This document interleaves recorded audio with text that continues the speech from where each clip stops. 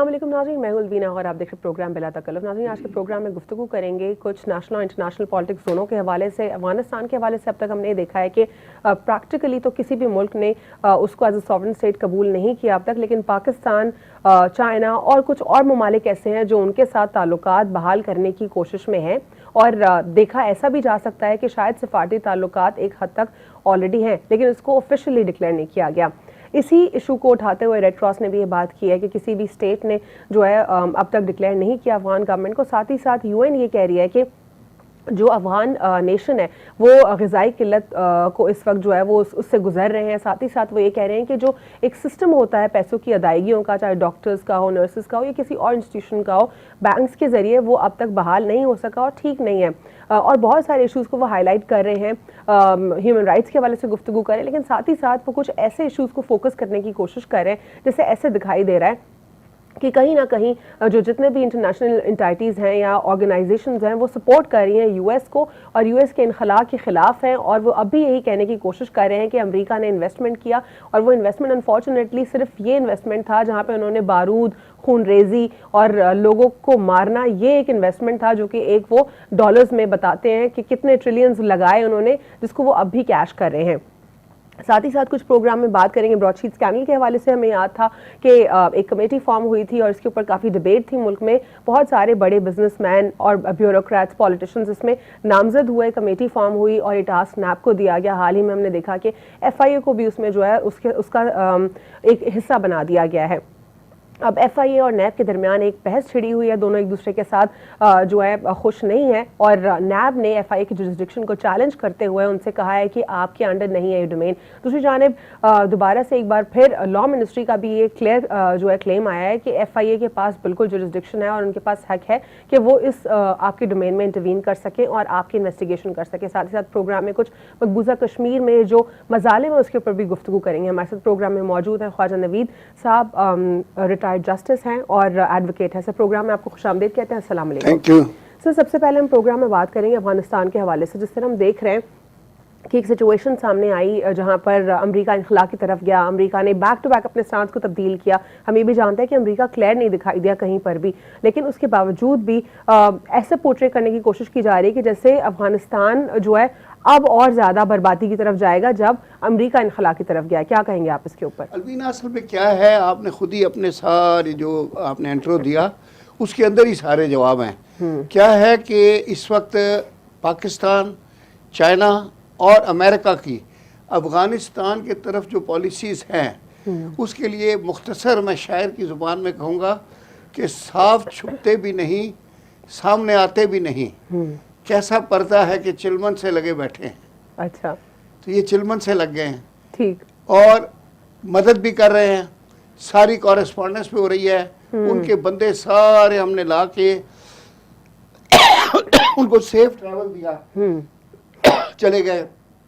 एक वक्त में आज से 3 हफ्ते पहले ये था, इस्लामाबाद के सारे होटल बुक थे और किसी को कोई कमरा नहीं मिलता था, इसीलिए कि जो वीआईपीज वहाँ से इनखला हो रहा था वो इस्लामाबाद आते थे। पाकिस्तान ने हर तरीके से बहुत कोशिश मदद की है और वो चीज़ें आई नहीं है कहीं रिकॉर्ड पे, लेकिन जो लोग वहाँ रहते हैं इस्लामाबाद में, जो होटलों में ठहरते हैं, उनको पता है।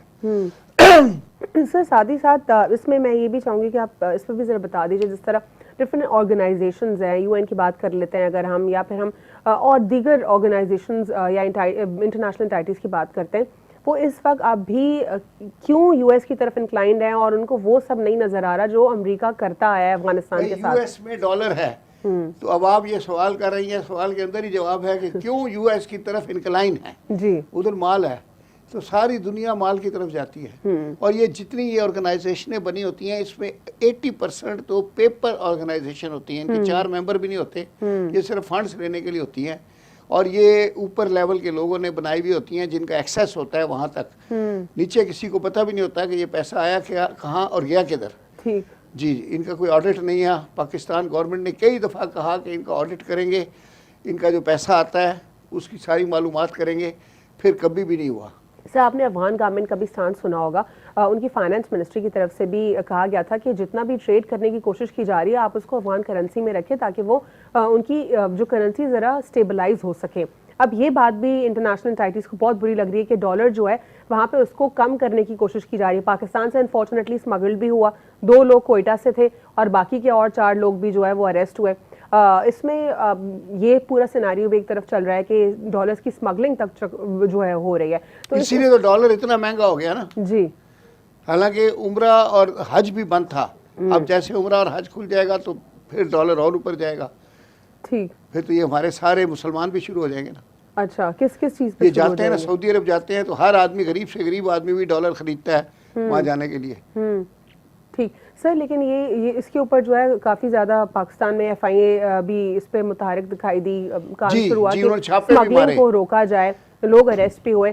लेकिन दूसरी तरफ हम ये देख रहे हैं कि क्या ये उनका अपना राइट नहीं है कि वो डॉलर को रोकें और इसमें ट्रेड रोकें? इस पर क्यों आखिर इंटरनेशनल ऑर्गेनाइजेशन इस पर बात कर रही हैं?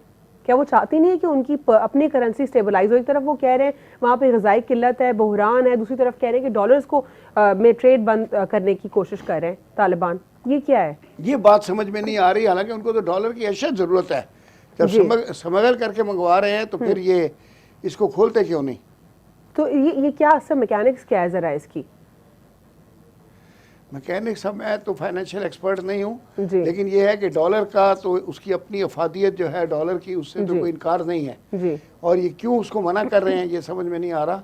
सर वो उनके मिनिस्टर कह रहे हैं ना कि हम चाह रहे हैं कि जरा हमारी इकोनॉमी भी जो है ऊपर आए। इकोनॉमी में, मगर उनकी इकोनॉमी तो जब कुछ वहाँ ट्रांजैक्शंस हो तो तब आए ना। अभी वो सारी इकोनॉमी उनकी डिपेंड कर रही है डॉलर के ऊपर। लेकिन सर उनको भी तो सिस्टम सारा जो अनफॉर्चुनेटली कोलैप्स हुआ है उसको ठीक भी तो करना है ना। तो वो जो कोशिशें कर रहे हैं उसके ऊपर इंटरनेशनल एंटाइटीज के सवालात रेज होना, ये सारा मामला जो है इस वक्त दिख रहा है कि शायद कहीं इंसाफ नहीं किया जा रहा उनके साथ। और वो ये भी बार बार बता रहे हैं कि किसी भी स्टेट ने ऑफिशियली उनको डिक्लेयर नहीं किया एज अ सॉवरेन स्टेट। इस पर क्या कहेंगे आप? देखिए, बात यह है कि उन्होंने गन के जरिए फतह तो हासिल कर ली, अमेरिका भी एब्रप्टली प्री मैच्योर भाग गया वहाँ से, इनको कोई सेटल किए बगैर ये बिल्कुल दोबारा वही चीज़ रिपीट हुई है। जब 1947 में अंग्रेज़ यहाँ पाकिस्तान हिंदुस्तान से चला गया और कोई प्लानिंग करके नहीं गया, पूरी दुनिया की सबसे बड़ा कत्लेआम पाकिस्तान और हिंदुस्तान की जो ये डिवीजन हुई है, इसमें माइग्रेशन के दौरान लाखों अफराद मरे हैं। इससे 5% हो सकते थे अगर ये ज़रा प्लानिंग से होता और ये माइग्रेशन भी पीसफुली हो जाती। घरानों के घराने उजड़ गए, खलियान उजड़ गए, आगे लग गई, बच्चे छोटे, लड़कियां गुम हो गई, पता नहीं क्या क्या नहीं हुआ, अल्लाह ताला माफ़ करे। वो एक पूरा एक उसको कभी सोच भी दिल का काम जाता है, लेकिन हमारे लोगों ने उसको भुगता है 1947 में। तो बिल्कुल इसी तरह जैसे एब्रप्टली अंग्रेज निकल गया था बगैर प्लानिंग किए हुए इसकी डिवीजन की, इसी तरह अमेरिकन अफगानिस्तान से खुद भाग गए, अपने जूते भी छोड़ गए। ठीक, तो ठीक है सर, मजबूर हो गए थे इतनी बर्बादी करने के बाद, बिलाखिर वो मजबूर हो गए थे, मजबूर हो गए ना। हाँ, तो जूते तो दिखा दिए उन्होंने वहाँ पे कि ये छोड़ गए हैं, लेकिन उनकी पैंटें भी थी वहाँ। अच्छा सर, ये भी बताइएगा कि ये जो ओवरऑल अफगान पॉलिटिक्स को हम देख रहे हैं, पाकिस्तान के ताल्लुकात उनके साथ मज़ीद बेहतर करने की पाकिस्तान कोशिश कर रहा है, ठीक है। अब इस पूरे सिनेरियो में US ने पाकिस्तान के ऊपर भी प्रेशर डालने की कोशिश की। क्या आपको लगता है कि पाकिस्तान का स्टांस बहुत मजबूत रहा है इस पूरे सिनेरियो में? पूरे सिनेरियो में हमने माशाल्लाह साबित कदमी से सारा ये वक्त गुजारा है। अगरचे इल्ज़ामात भी लगे हैं, यहाँ तक कि एक वो जो एक क्या हुआ था, छोटा मोटा एक हमला हुआ था, तो उसमें हमारे ऊपर इल्ज़ाम आ गया था कि वो हम कर रहे हैं, हालांकि हमारा कोई लेना देना नहीं था उससे। तो ये भगाने के बाद भी हमारे ऊपर इल्ज़ाम लगाते रहे हैं। जी, और अब अपने डिसीजंस भी उनके हमें जो है कोई ख़ास नहीं दिखाई दिए उसमें, जो उनके डिसीजंस थे, बैक टू बैक डिसीजंस को चेंज करना अमेरिका का, ये बहुत ज़्यादा हमने देखा। अभी वो खुद भी डिसाइड नहीं कर पाए हैं कि उन्होंने करना क्या है।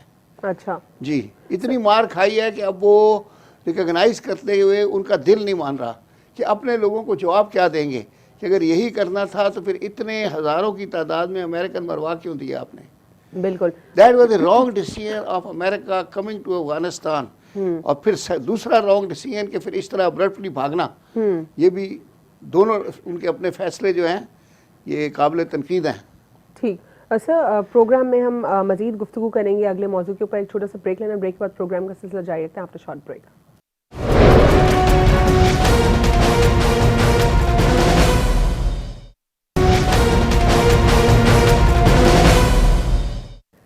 Welcome back after short break. नाज़रीन, ब्रेक से कबल हम प्रोग्राम में गुफ्तगू कर रहे थे अफगान पॉलिटिक्स के हवाले से, क्योंकि अफगान पॉलिटिक्स के ऊपर गुफ्तगू करना इसलिए ज़रूरी है। पाकिस्तान एक ऐसी जियो स्ट्रेटिजिक लोकेशन पर मौजूद है जहाँ पर पीस जो है बहुत ज़्यादा ज़रूरी है। पीस जुड़ा हुआ है बहुत सारे इश्यूज़ के साथ। रीजनल पीस के साथ भी पाकिस्तान का ताल्लुक बहुत गहरा है। सी पैक की हम बात करते हैं, BRI की बात करते हैं, तो उसमें अफगानिस्तान भी उतना ही ज़्यादा ज़रूरी है जिस तरह पाकिस्तान ज़रूरी है। अब प्रोग्राम में गुफ्तगू करेंगे FIA के हवाले से, जो कि FIA को ब्रॉडशीट केस में नैब की गफलत पर तहकीकात की इजाज़त दे दी गई है। अब इस पर नैब जो है काफ़ी नाराज़ दिखाई दिया। नैब ने जो है इस पर एक मरासला लिखा। मरासले में उन्होंने कहा कि इनकी जुरिस्डिक्शन नहीं बनती, ये क्यों इसके ऊपर जो है काम कर रहे हैं, जिस पर वो लॉ मिनिस्ट्री के पास गया। लॉ मिनिस्ट्री ने उनसे दोबारा कहा कि इनकी जुरिस्डिक्शन है और ये बिल्कुल ठीक कर रहे हैं। सर, इसके ऊपर ज़रा बताइएगा ये क्या कंफ्यूजन है? क्या है बेसिकली FIA जो है फेडरल गवर्नमेंट का अदारा है, नैब भी फेडरल गवर्नमेंट का अदारा है, लेकिन FIA का बेसिक काम जब ये FIA बनाई गई थी वो फेडरल गवर्नमेंट में एंटी करप्शन की जुरिस्डिक्शन उनके हाथ में थी कि करप्शन जो होती है उसको ये इन्वेस्टिगेट भी करते हैं, उसका FIR भी काटते हैं, और बाकायदा हमारे पास 2 कराची के अंदर स्पेशल कोर्ट फेडरल गवर्नमेंट के बने हुए हैं, anti corruption 1 and anti corruption 2, और दोनों में स्पेशल जजेस हैं सेशन जज लेवल के, और दोनों में FIA जो है FIR भी वही काटती है, और फिर क्या है कि चालान भी वही सबमिट करती है। अब क्या हुआ है कि FIA की जो एंटी करप्शन की जुरिडिक्शन थी उसको ट्रेस पास किया गया ये नए अदारे बना के। पहले सैफुर रहमान ने वो एहतसाब बनाया, फिर एहतसाब का नाम बदल गया नेशनल अकाउंटेबिलिटी ब्यूरो, नैब बन गया। फिर नैब का ऑर्डिनेंस आया और उसमें उन्होंने सेक्शन 9 रख दिया, corruption and corrupt practices, plus उसमें और बहुत सारी चीजें डाल दी, यानी लिविंग बियॉन्ड मीन्स और ये सारी चीजें। जबकि एंटी करप्शन की ओरिजिनल जुरिडिक्शन जो है वो FIA की है। अच्छा, अब चूंकि नैब में खुद करप्शन हुई है तो अब उसको इन्वेस्टिगेट करने के लिए FIA ने को इख्तियार दे दिया गया है कि भाई चेक करो कि ये जो ब्रॉड शीट में इतना पैसा ओवरनाइट पेमेंट्स होती गई हैं और ये जो वकील रखे गए हैं फिर उसमें किक बैक्स ली गई हैं, तो वो सारी चीज़ें तो कौन इन्वेस्टिगेट करेगा? सर, जस्टिस रिटायर्ड अजमत सईद साहब जो है उनको हैंड ओवर किया गया है। जो कमेटी फॉर्म हुई इसके बाद इसकी तहकीकात, आपको क्या लगता है क्या तहकीकात सेटिस्फैक्ट्री थी? क्या गवर्नमेंट का इसके ऊपर रोल क्लियर था? देखिए, सुप्रीम कोर्ट के वो रिटायर्ड जज है, मुझे उनके लिए बड़ा एहतराम है और वो बतौर इंसान भी बहुत अच्छे आदमी हैं, आई लव हिम। लेकिन मसला वही है कि जजों का काम इन्वेस्टिगेशन करना नहीं है। लेकिन जब भी हम देखते हैं जब कोई JIT भी फॉर्म होती है या फिर कोई और कोई एक कमेटी तश्कील दी जाती है तो फिर उसमें अपॉइंट तो जजेस, रिटायर्ड जजेस को ही किया जाता है ना। जज को रखते हैं ताकि उसका वजन बढ़ जाए कमेटी का और उसमें कोई ट्रांसपेरेंसी आ जाए और कोई डंडी ना मारे वो लोग, क्योंकि जज जो है उसका काम है सबको कंट्रोल करके रखना, तो इस वजह से। तो अब यह है कि अगर इन्वेस्टिगेशन FIA वाले ब्रॉड शीट की कर रहे हैं तो आप बता रही हैं कि मिनिस्ट्री ऑफ लॉ ने भी कोई मरासला जारी किया है, मैंने नहीं देखा वो। सर, कमीशन ने अपनी जो इन्वेस्टिगेशन की थी वो मार्च में तहकीकात उन्होंने मुकम्मल करके प्राइम मिनिस्टर हाउस में सबमिट कर दी थी। उसके बाद अब ये फर्दर जो डेवलपमेंट है, रीसेंट डेवलपमेंट है FIA की इन्वॉल्वमेंट इसमें होना, तो यानी FIA की इन्वॉल्वमेंट की जरूरत महसूस हुई होगी तो फेडरल गवर्नमेंट बिल्कुल प्राइम मिनिस्टर का FIA पे काफी एतमाद है, तो वो चाहते हैं कि भाई सहाफियों को तो बड़ा तंग करते हैं लेकिन जो रियल स्टोरीज कोट करते हैं अनफॉर्चुनेटली। अच्छा जी जी, आगे सर बताइएगा। अच्छा, तो अब ये कि FIA इज राइटली इन्वेस्टिगेटिंग ताकि वो जो इसमें कल्प्रिट्स हैं उनको मंजर आम पर लाया जाए। बिल्कुल, क्योंकि जो जुडिशियल इंक्वायरी हुई है उसमें इन्वेस्टिगेशन नहीं होती, वो एक किस्म की इंक्वायरी होती है। इन्वेस्टिगेशन और इंक्वायरी में फ़र्क है। FIA का जो लॉ है उसमें ये है जब एक एप्लीकेशन आती है सेक्शन 5 में पहले वो इंक्वायरी बनती है, फिर वो इंक्वायरी के बाद FIR कटती है, FIR के बाद इन्वेस्टिगेशन होती है, इन्वेस्टिगेशन के बाद चालान सबमिट होता है। तो इसमें भी अब देखें इंक्वायरी जो है वो इन्वेस्टिगेशन में कन्वर्ट हो रही है। अब जब FIR कट जाएगी, जो करता धरता नैब के थे जिन्होंने ये काम दिखाया वहाँ लंदन में जाके पाउंडों में, तो फिर ये आ जाएंगे अगर, तो फिर FIR कट जाएगी, फिर यहाँ केस चलेगा, चालान भी आएगा। ठीक सर, क्या इसमें पैसों की जो क्योंकि ऑब्वियसली ओवरसीज के जो कंपनीज होना, पॉलिटिशियंस के, ब्यूरोक्रेट्स के और भी बहुत सारे इसमें लोग, बिजनेस कम्युनिटी से लोग इसमें शामिल रहे, अब फाइनली एक कमेटी जब फॉर्म हुई, उसकी रिपोर्ट भी सबमिट हुई, फिर नैब ऑलरेडी उसको देख रही थी, कुछ इसमें मामलात खुद बुड के जो मामलात हैं वो ठीक से एड्रेस नहीं हुए होंगे तो एफआईए को इंटरवीन करने का कहा। अब आपको लगता है कि क्या कोई सेटिस्फैक्ट्री इसका हल सामने आएगा? इसमें ये हुआ है यानी नैब की अपनी इन्वेस्टिगेशन शुरू हो गई है जी, अपनी वो एक शेर में है, शेर है कि महफिल में सब तेरी तरफ देखते हैं, हम देखने वालों की नजर देखते हैं। अच्छा, हाँ, तो अब ये एफआईए जो है वो नैब की नजर को देखेगी और फिर एफआईए को कौन देखेगा? अल्लाह ही देखेगा। मैं यही कहने वाली थी, एफआईए को कौन देखेगा? वो अल्लाह ही देखेगा। चले फिर अल्लाह करे कि सारे मामलात दुरुस्त हों और अब एफआईए वाकई नैब को ठीक से देख ले और ताकि एफआईए को देखने की जरूरत ना पड़े किसी और को। जी सर, इस पूरे सिनेरियो में जहाँ पे हम बात करते हैं गवर्नमेंट क्यों बहुत सारे क्वेश्चंस का सामना करना पड़ा जब ब्रॉडशीट स्कैंडल सामने आया। अपेरेंटली ये पिछली हुकूमतों की इसमें नाअहली थी, इसमें पाकिस्तान मुस्लिम लीग नून के हवाले से भी सवालात उठे, पाकिस्तान पीपल्स पार्टी के हवाले से भी सवालात उठे, लेकिन उसके बावजूद भी अपोजिशन जमातों ने जो सारे सवाल थे वो पाकिस्तान तहरीक इंसाफ के हवाले से डाल दिए और लोगों को गुमराह किया। इस पर क्या कहेंगे आप? कितनी ज़्यादा गफलत शामिल थी पिछली हुकूमतों की? बाकायदा नाम सामने आए इस पर, इसहाक डार साहब की फैमिली के हवाले से सवालात उठे हैं, पाकिस्तान मुस्लिम लीग नून के दीगर लोग, पीपल्स पार्टी के लोग, क्या कहेंगे आप इस पर? भाजी वो इसहाक डार का तो बेटा वो क्या येलो कलर की क्या उसका नाम है लैम्बोर्गिनी जी, वो उसको ऐसे खोल के खड़ा हुआ है और फेसबुक के ऊपर आप देखें। यानी अब बताए ना कि इससे ऊपर क्या कि एक तो करप्शन करते हैं, यानी एक चोरी ऊपर से सीना चोरी। अच्छा, उस बंदे से पूछो कि क्या तेरी क्वालिफिकेशन है, क्या तुम्हारे क्रेडेंशियल हैं, और तू लैम्बोर्गिनी लेके खड़ा हुआ है और वो भी फेसबुक के लगा के, शर्म भी नहीं आती? अच्छा, आदमी ले तो छुपा के चला ले। अच्छा सर, तो लेकिन वो कहते हैं, वो तो कह रहे हैं कि हमारे बिजनेस हैं और हम खुद से कर रहे हैं ये यानी इन्हीं के बिजनेस है और किसी का बिजनेस नहीं है। अच्छा, ठीक है। तो सर लेकिन इस पे ज़रा क्या आप वो कोट करेंगे कि अपोजिशन जमातें पीटीआई को कैसे क्वेश्चन कर रही है? पीटीआई ये जो जितनी भी इसके ऊपर पूरी एक हिस्ट्री रही है ब्रॉडशीट की, इसमें तो पिछली हुकूमतों का रोल रहा है, ये तो उनकी गफलत रही है, फिर उसके बाद नहीं, वो जो फॉरेन की जो कंपनीज एंगेज की गई थी तो ये जाके नैब के अफसरान गए थे, इसमें मुझे पूरे मालूमात जी सर, मैंने केस को फॉलो किया है इसको, लेकिन जी सर, लेकिन तो शाहजाद अकबर साहब का भी नाम आता है कि उन्होंने वो एंगेज किए, फिर जिनको एंगेज किया गया तो वो जब फिर वहाँ फाइन हुए, उनकी फीसों की अदायगी, फाइन की अदायगी फिर ओवरनाइट हुई, सारी पाउंड्स में हुई। तो ये तो फिर भी इतनी लेटेस्ट डेवलपमेंट बता रहे हैं ना आप। मैं उससे भी पुरानी बात कर रही हूँ, जब ये नैब के साथ मामला था और फिर वो जो इंटरनेशनल फर्म के साथ इनके कॉन्ट्रैक्ट के मामला थे और दीगर इश्यूज थे, उस वक्त सुपरविजन और उस वक्त को हायर करने की जरूरत ही नहीं थी। 4 फ्लैट उनके सामने नजर आते हैं, वो हर रोज उस फ्लैट के ऊपर खड़े होकर फोटो खिंचवाते हैं और जब वो फ्लैट सामने है, उनका फोटो भी लगा हुआ होता है, तो उसमें इन्वेस्टिगेशन की जरूरत क्या थी कि उसमें, और उस फर्म ने इन्वेस्टिगेशन करके उल्टा उनके हक में दे दिया फैसला। उन्होंने कहा कि इसमें कोई करप्शन नहीं हुई, साबित ही नहीं हुआ कुछ। ठीक सर, इसके अलावा और आपको क्या लगता है कि जिस तरह ये नैब और एफआईए का हम इस वक्त मामला देख रहे हैं, क्या इस तरीके के मामलात क्या जो हमारे इंस्टीट्यूशंस हैं उनके ऊपर क्वेश्चन मार्क रेज करते हैं, एक दूसरे की जुरिडिक्शन को? बिल्कुल, तो एक दूसरे की जुरिडिक्शन अब तो ऐसे लग रहा है जैसे दोनों सौतेली बहनें हैं या फिर को सौकने हैं। जी, तो ये इसकी क्या आपको लग रही है? क्या ये स्टेट की रिट नहीं है या क्या वजह लग रही है? नहीं, स्टेट की बड़ी जबरदस्त रिट है। एफआईए की जो बंदा हाथ आ जाए वो छूटता ही नहीं है। अच्छा, बड़ी रिट है उनकी, लेकिन अब ये कि वो अब अपनों को पड़ गए हैं, अब नए वालों को पड़ गए हैं।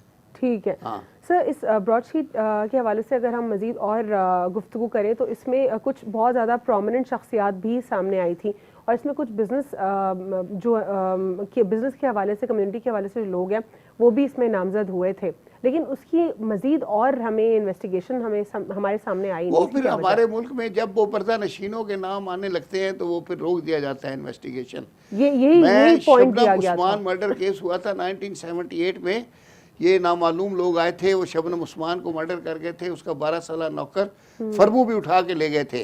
इन्वेस्टिगेशन एजेंसियां बहुत सारी बनी और जब वो असल मुल्ज़िमों के पहुंचने के नज़दीक हो गई, ओवरनाइट ऑर्डर आया कि सारी इन्वेस्टिगेशन कमेटियां तोड़ दी गई और वो अनडिटेक्टेड चला गया। ये किसकी गलती है सर? गफलत कहाँ है? ये वजह क्या है? हमारा सिस्टम है की वजह है। आप क्या जुडिशल सिस्टम को भी, हमारा जो सिस्टम है उसमें ताकतवर को प्रोटेक्ट किया जाता है, उसे नहीं लाया जाता जस्टिस के लिए कोर्ट के अंदर। उसको नीचे नीचे इन्वेस्टिगेशन में छोड़ दिया जाता है। सर लेकिन ये भी बता दीजिए ये ना तो कि पहली दफ़ा ये इमरान खान ने ये बड़े बड़े जुगादरी पकड़ के सारे कोर्टों में भेजे हुए हैं। सर क्विकली बता दें, एग्जीक्यूटिव बॉडी का मसला या जुडिशल सिस्टम भी क्वेश्चनेबल है, फिर ब्रेक पे जाना है मैंने। जुडिशियल सिस्टम क्वेश्चनेबल नहीं है, ये वही अंग्रेज़ों का सिस्टम है जी। जिस सिस्टम के तहत 200 साल वो हुकूमत करके गए हैं। ठीक है, अंग्रेज ने हुकूमत की है डंडे के जोर पे नहीं, इंसाफ के जोर पे। ठीक है सर, एक ब्रेक इसी लेना है। सिस्टम के तहत हम काम कर रहे जी। हैं। सिस्टम क्वेश्चनेबल नहीं है, हम क्वेश्चनेबल हैं। ठीक है सर, एक ब्रेक लेंगे, ब्रेक के बाद प्रोग्राम का सिलसिला जारी रखेंगे आफ्टर शॉर्ट ब्रेक।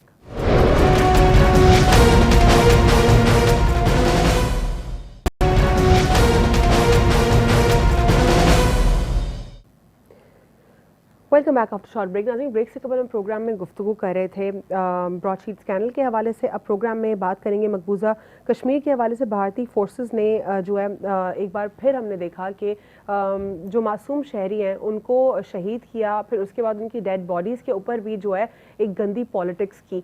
क्या वजह है ये कि मोदी गवर्नमेंट जो है इतनी ज़्यादा ख़तरनाक है? क्या ये मोदी गवर्नमेंट का स्टांस है या ये ओवरऑल भारत का हमेशा से यही स्टांस रहा? इसके ऊपर बात करने की कोशिश करते हैं। जी ख्वाजा साहब। देखिए जी, हम जब कॉलेज में पढ़ते थे तो उस ज़माने में बड़ा वो लेफ्टिज़म का रिवाज था और नया नया सिलसिला था, तो हम वहाँ नारे लगाया करते थे और अपनी तकरीरों में शेर पढ़ते थे कि जुल्म फिर जुल्म है, बढ़ता है तो मिट जाता है, खून फिर खून है, टपकेगा तो जम जाएगा।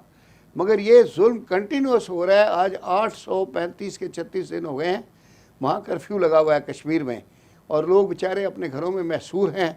और फिर उस महसूरी के दौरान फिर ये पुलिस मुकाबले जाली करके बंदों को पकड़ के और फिर मार भी दिया जाता है। जी। तो ये बड़ा जुल्म है, लेकिन इंटरनेशनल कम्युनिटी को नज़र नहीं आता।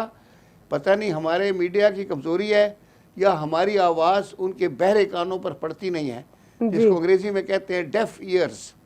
तो फिर पता नहीं ये क्यों नहीं करते। हम तो किसी को ज़रा सा करें तो इतना शोर मच जाता है कि कभी कहते हैं ग्रे लिस्ट में डालो, कभी कहते हैं ब्लैक लिस्ट में डालो। जी। उनके लिए कोई लिस्ट नहीं है, सारी लिस्ट हमारे लिए। बिल्कुल सर, इसमें जो है जो भारतीय गवर्नमेंट है उनका ये क्लेम है कि ये जंगजू थे, और अगर जंगजू भी थे तो मतलब जो आपने ओवरटेक किया हुआ है, ऑक्यूपाई किया हुआ है आपने कश्मीर को ज़बरदस्ती, क्या आपने ठीक किया है? पहले आप खुद यूएन की रेजोल्यूशंस को वायलेट कर रहे हैं, फिर आपने आर्टिकल 370 को रिवोक किया, फिर उसके बाद आप उनके ऊपर जो है तशद्दुद कर रहे हैं, उसके बाद आप ये क्लेम कर रहे हैं कि जंगजू थे इसलिए हमने इनको जो है मार दिया और उनकी डेड बॉडीज़ भी कब्जे में ले ली। लोगों में गम और गुस्सा दिखाई दिया। उन्होंने कहा कि आप हमें दोबारा से हमारे लोगों की डेड बॉडीज़ हैंड ओवर करें, और बहुत ही बुरे तरीके से लोग वहाँ पे रो रहे थे।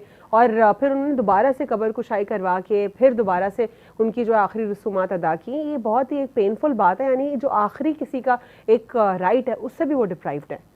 बहुत, वही मैं तभी तो कहा कि जुल्म फिर जुल्म है, बढ़ता है तो मिट जाता है।